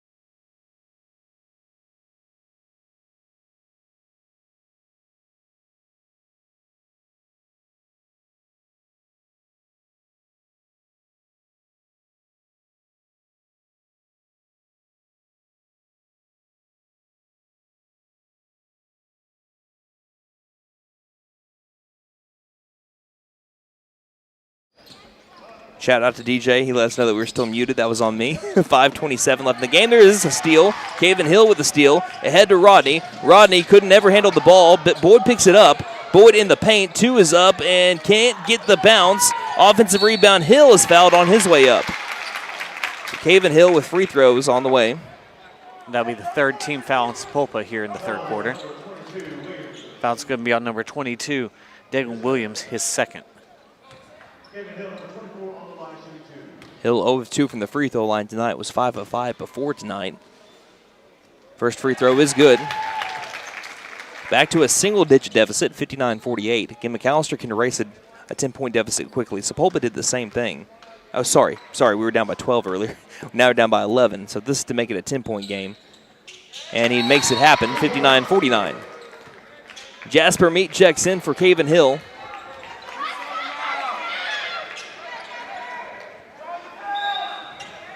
Inbounding will be McKinney. McKinney finds Parker. 5:13 left. Parker finds his way to Curry in the backcourt. Curry will cross.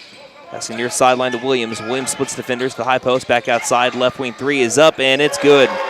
Could be the dagger. Jace Parker, 13-point game. McAllister's largest deficit of the season. Take that back. They've been down by 14 against Durant. It's their second largest deficit. Not a lot of time to get back, though. Pouncil trying to answer back. Need it. Don't get it. Back ironed. And a foul called in the low post on Sapulpa. And Rodney is kind of waving his left hand. Foul's on Curran. That's only his second, but team fourth here on Sapulpa. Inbound Smith. Right wing 3. Won't go. Washington tried to grab a rebound. They said he made too much contact with the Chieftain. And they'll give the ball back over to the Chieftains. That'll be the second on Rodney, team fourth here in the fourth quarter.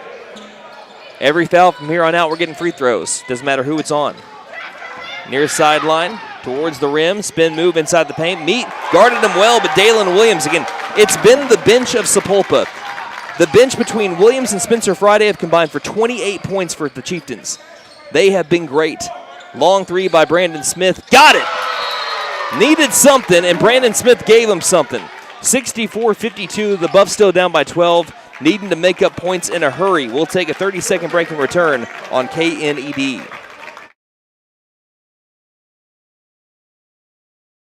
McAlester Direct Primary Care offers 24/7 access to your provider, deeply discounted rates on labs and imaging, more time with your provider, same day or next day appointments, and even home visits for a flat monthly membership fee. We now offer hormone replacement therapy and DOT physicals in addition to our other services. We are excited to announce that we have opened a new location in Longtown, and we are accepting new patients. McAlester Direct Primary Care at 6th and Carl Albert, or give us a call at 918-233-6522.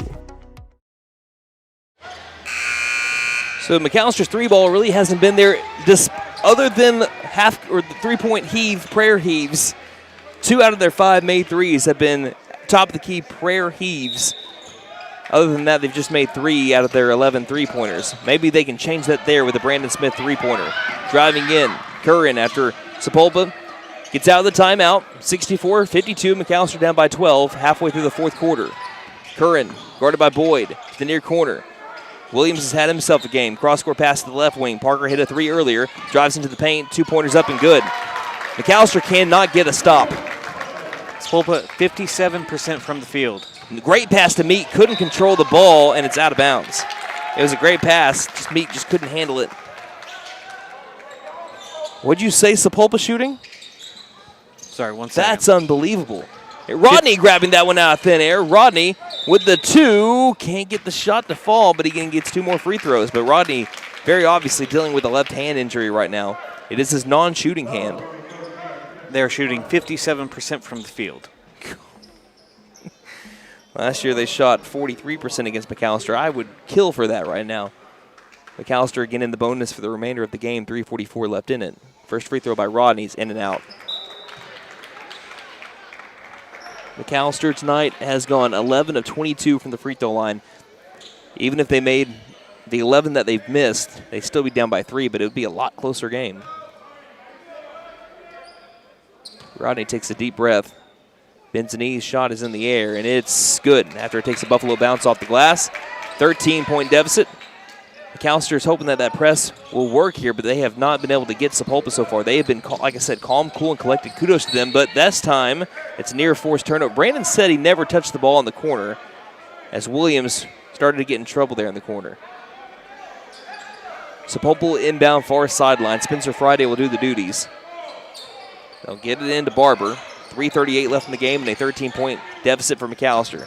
Bounce pass into Parker on the other side. Parker takes it to the front court. Again, time is their ally. Rodney guards, driving Parker. Parker to the baseline. Up for two. Boyd forces the missed shot. Rebounded by Rodney. Rodney racing ahead. Rodney drops to the low post. Tough two. Again, can't get the shot to go. McAlester has not been able to get a three-point play yet on those plays, but more free throws. Foul's going to be on number 10, Landon Barber, his fourth. I think it goes without saying, if McAlester is going to come back to win this game, they have to make their free throws here down the stretch. First free throw is made by Rodney. He is 6 of 10 from the free throw line right now. McAllister's a couple of stops and a couple of three-pointers away from being right back in the game. But tonight, easier said than done. Absolutely. Sapulpa just cannot be stopped tonight. Washington's second free throw is good. It's a good start. 11-point deficit with 3:19 left in the game. Definitely seen crazier. Spencer Friday looks, finds someone to the far sideline. Barber, guarded, double-teamed in the circle. Finds his way to Curran. That's Parker. And there's a wide-open man in the low post. He got left behind Braden Pelkey, 68-55. Brandon attacks the rim, got pushed, no whistle, got the shot to go anyway. 68-57, he got pushed from the back as he was fading across the baseline. McAlester will press again. Barber got the ball and races across the timeline himself. Throws it low post for Pesky. Pesky, easy two. Even if you score on the other side, which McAllister's had a hard time doing today, you got to be able to get the stops on the other side or get steals, and that's what McAllister's trying to do. Brandon Smith jump stops into a man, goes up with a wild two, won't go. He gets his own rebound up for two. This time he's fouled, and it won't bounce in. So Brandon Smith with free throws here. This trip to the charity stripe brought to you by Big V Feed Center. For your animals' needs plus winter feed booking prices, call 918-426-1951. Foul's going to be on number 11, Braden Pelkey, his first. First free throw short. Smith at the line so far this season, 4 of 8. It's been contagious tonight, Brandon. Yeah, it doesn't matter really who goes to the line. We've just had struggles there as Brandon misses both of them. Jacoby Boyd offensive rebound. He turns it around and can't make the shot. We've had a lot of that happen tonight. It just has not been McAllister's night, and it's 2 minutes and 23 seconds away from them playing in a third-place game and having their 3-game win streak come to an end. Boyd can't get the steal. Instead, there's a foul on Boyd. All right. Okay, so we're calling touch fouls on this It's going to be Bryce Curran. Don't say that. Don't go too far. Bryce Curran will get free throws here.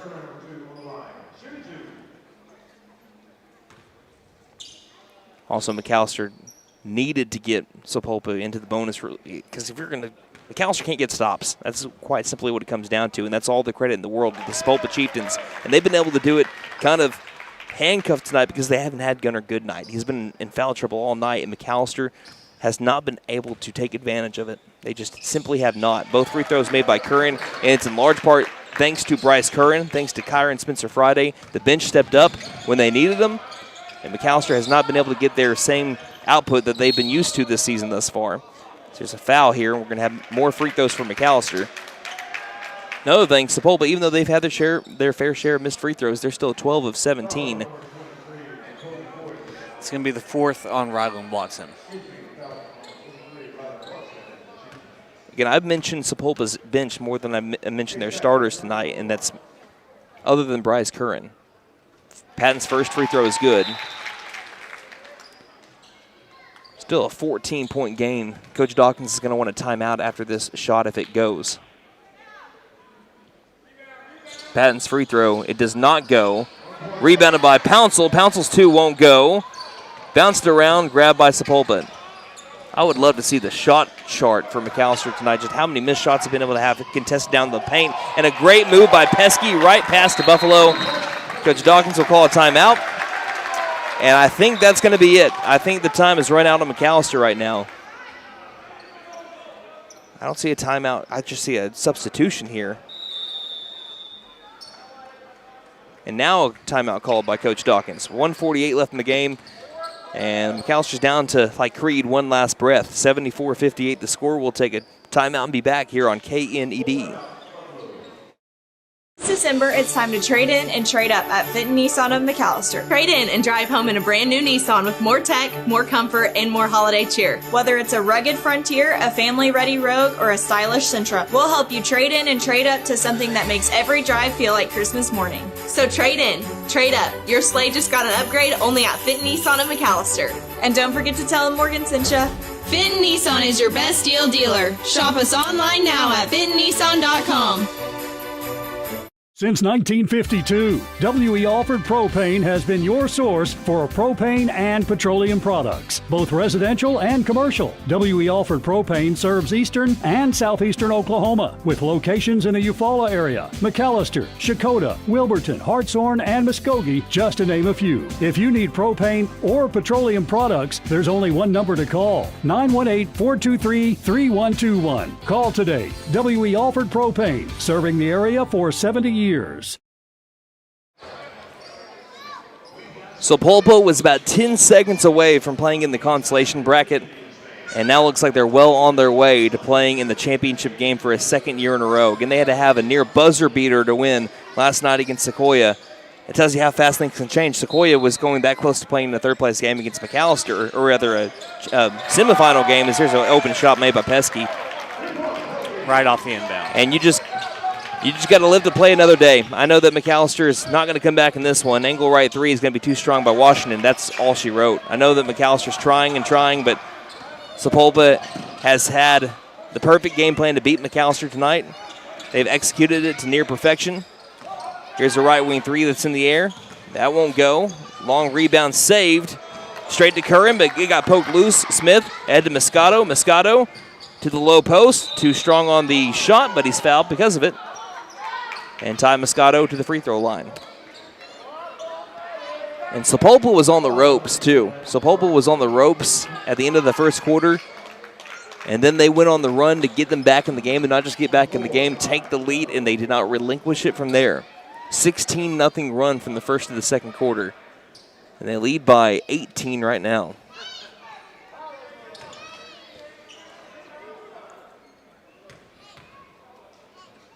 Moscato's first free throw is nothing but net. Moscato's first free throw attempt of the season there, and he's on the stat sheet with a point.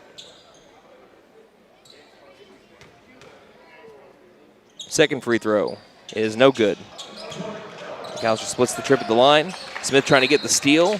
Last touch out of bounds by a Buffalo.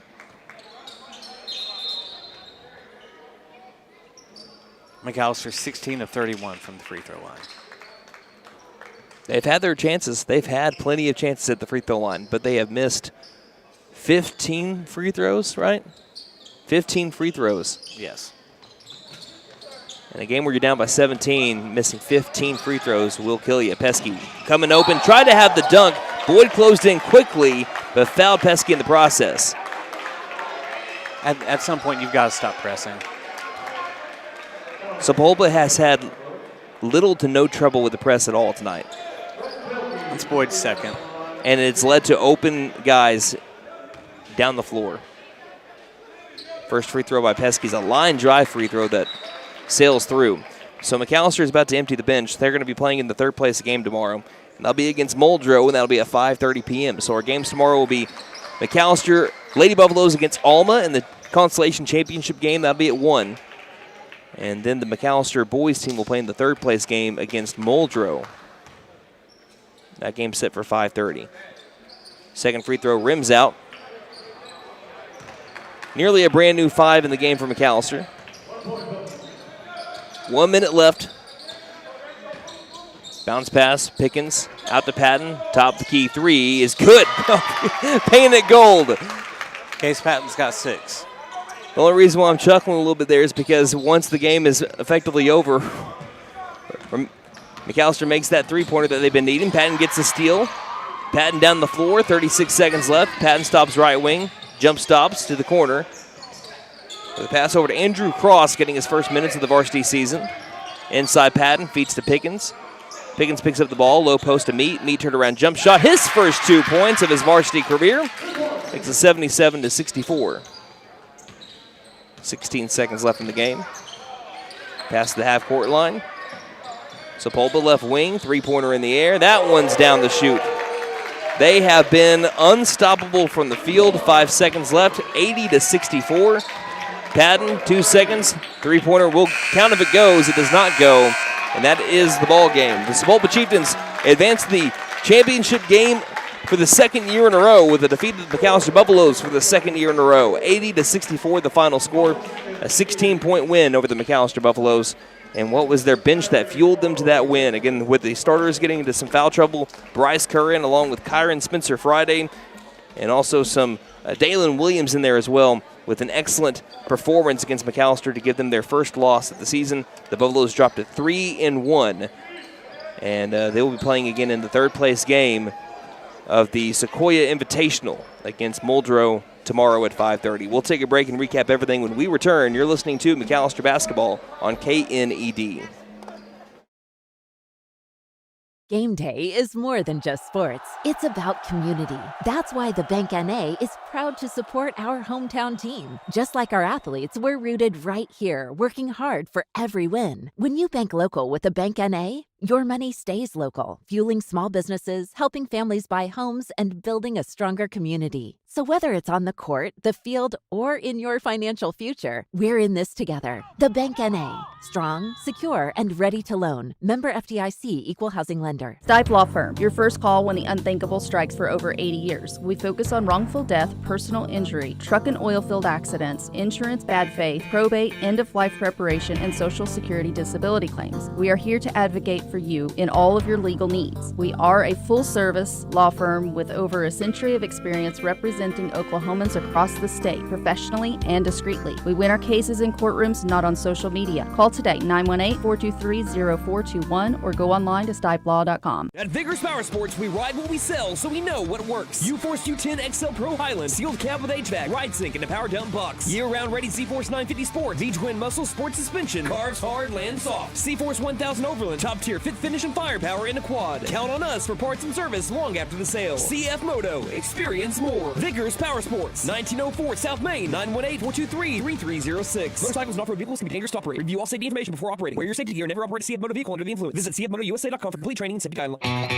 Hey guys, it's Sam from Sam Wampler's Freedom Ford in McAlester and Eufaula. With 2 locations to choose from, we have close to 200 vehicles on the ground and coming in. And with vehicles starting at $29.95, we have something for everyone. And if you need parts or service, we are loading up at both locations to serve you better. Plus, with our mobile service van and our pickup and delivery, we can help you with sales and service no matter where you are. So come see us at Sam Wampler's Freedom Ford in McAlester and Eufaula and let us make it happen for you. Hello, I'm David with Freeze and Flare Heat and Air. Right now, eligible homeowners can take advantage of energy tax credits. And guess what? If you're a PSO customer, you can save even more. We'll help you find exactly what you qualify for. We turn 90-degree air into a 72-degree comfort oasis. So don't despair, call Freeze and Flare Heat and Air. We're licensed, bonded, and insured. Mechanical license number 0014445. Welcome back to the place where they play here. Day 2 of the Sequoyah Invitational ends with a McAlester loss and a final score of 80-64 to the Sapulpa Chieftains. Sapulpa has just seemed to have McAllister's number over the past 4 or 5 games. I know at least the last 5 games that we played Sapulpa, they have beat McAlester each time, including district play a couple of years ago. McAlester nearly upset them on, I believe it was their senior day at the time, but they could not get it done that year. They had a chance. They were up by 10 on Sapulpa earlier in the game, and then Sapulpa went on a 16-0 run to end the first quarter into the second quarter. And wouldn't you know it, the final score in this one was a 16-point deficit, or a 16-point defeat there for McAlester, 80-64, the final score. But McAlester, no one that they can really blame but themselves tonight. I Yep. know that McAlester ended up having, there was plenty of times where there could be frustrations with the officials. I mean, plenty of times where you could say that, but you can never blame a game on the officials, especially when you have a game where you shot the ball 31 times from the free throw line. Mm-hmm. Yes, you could be upset with a thing or two here and there, but ultimately you had your chances to cash in, and McAlester could not cash in tonight. You make even half of those free throws, you're looking at a closer game, and you don't have to empty your bench at the end of it. So free throws have been a problem for a majority of the season so far. And again, not trying to make a ton of excuses, but McAlester is also still trying to get their bulk of their starters, the bulk of maybe some of their main contributors are still coming back from football, trying to get into that rhythm there. And maybe, Coach Dawkins said in his Coffee with the Coach a couple of Tuesdays ago, he said, you give us a few weeks and then we're going to get right into prime shape. Those few weeks really haven't hit yet, but when you're about to have a big-time district slate next week, you want it to start hitting soon. Last night, or I guess it wasn't last night, it was yesterday midday, you saw McAlester firing on all cylinders against Ada, a team that arguably just about as good, if not better, than Sapulpa, truly. Yeah. Because they beat Sequoyah earlier today, and Sequoyah, like I said, 10 seconds away from beating the Sapulpa team. But Sapulpa had a game plan. They executed it as good as they can go. Could McAlester played a lot better? Did they beat themselves in a lot of ways? Yes, but Sapulpa also went out and took it. And we're going to talk about it with your post-game stats brought to you by McAlester Auto Collision. They are who you want after the event. They'll make your vehicle look great again. Call 918-715-3173. Nate? All right, Brandon Smith was your leading scorer today. He had 16 points on 7 of 13 shooting from the field, 2 of 5 from 3. He had 5 rebounds and a steal. Rodney Washington had 15 points today, 3 of 7 from the field, 2 of 3 from 3. He had 7 rebounds and 2 steals. Davian Pouncil, 8 points today, 4 rebounds and 2 steals as well. Devion Bickham ended up fouling out. He had 7 points on 2 of 5 shooting from the field. He had 5 rebounds. Then Caven Hill had 6 points today, 2 of 5 shooting, 2 offensive rebounds, and a steal. Case Patton, 6 points today, 2 of 4 from the field, 1 of 2 from 3. He also had an offensive rebound. Jacoby Boyd kind of really impressed me with that sequence toward the end of the third quarter and starting the fourth quarter as well. I've loved everything I've seen from Jacoby Boyd so far. Mm-hmm. In his limited time, and Coach Dawkins reward that with time you could see in the fourth quarter as well. Everyone that was on the floor primarily to end that third quarter was off of it except for Jacoby Boyd. He was the one that came in with the new additions to start the fourth quarter, and I wouldn't be surprised if you started seeing him get even more minutes going forward in upcoming games. Yeah, he had 3 points today, 1 of 1 from 3. He had 2 offensive rebounds and a steal and a block. Jasper Meat had 2 points today, along with a defensive rebound and a steal. Ty Moscato had 1 point today. Let's see. I'm trying to see if that is actually it for your stats or individual stats. We'll now move on to team stats, and we're going to start with the first one that decided the game. Both teams took 51 shots. Sapulpa made 30. McAlester 21. So what's the percentage on that? Sapulpa 59%. It's hard to beat. It's hard to beat that percentage in the NBA. It's even harder to beat it in high school. And it's every time they play us. Sapulpa lights up the scoreboard. They know how to bring their A game when they really need to bring it, especially in situations like this in the semifinals. And they brought it against McAlester again. They have the formula figured out, I guess. Doesn't matter who's coaching. We've now seen it over the last 3 coaches. Sapulpa knows how to beat McAlester, and they did it again tonight. Kudos to them. McAlester 6 of 16 from three-point range, which is not bad, 38%. I mean, it's not great, but not terrible. And Sapulpa, though, 7 of 15 from 3, 47%. McAlester 16 of 31 from the free throw line, good for 52%. Sapulpa 13 of 19, good for 68%. Rebounding, dead even. McAlester actually doubled up Sapulpa on offensive rebounds, 14-7. But a lot of that's because Sapulpa really didn't miss and give themselves opportunities for offensive rebounds. True. McAlester had 14, Sapulpa 7.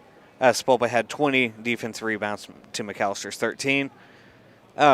Turnovers weren't really a huge factor in tonight's game. McAlester had 15 turnovers, which it's more than they usually have. More than you want to see, but it's not a huge issue. Sapulpa had 13 turnovers. Sapulpa had 2 blocks, and McAlester had 1.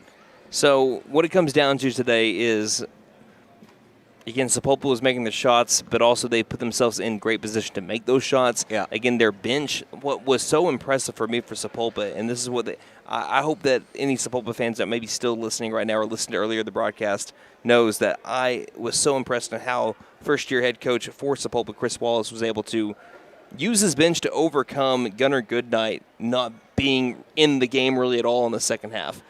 Because it looked like he was going to be a major player in this game until he wasn't because he got into foul trouble. And then Bryce Curran stepped up. And with Bryce Curran being the facilitator, it allowed people like Dalen Williams to really shine. Kyron Spencer Friday, he shined as well. So, but when it comes down to McAlester, Sapulpa won the game. They went out and won it. McAlester didn't lose it. The Sapulpa Chieftains went out and won it.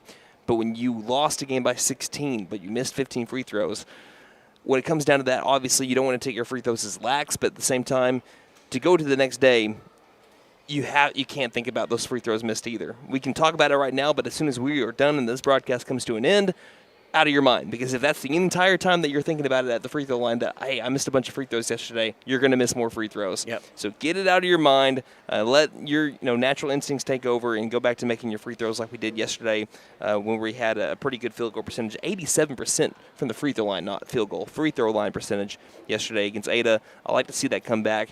And really what it comes down to, McAllister's got to play with confidence. And at some point in the second half, that started to dwindle a little bit, and that snowballed, and we talked about what happens when stuff snowballs.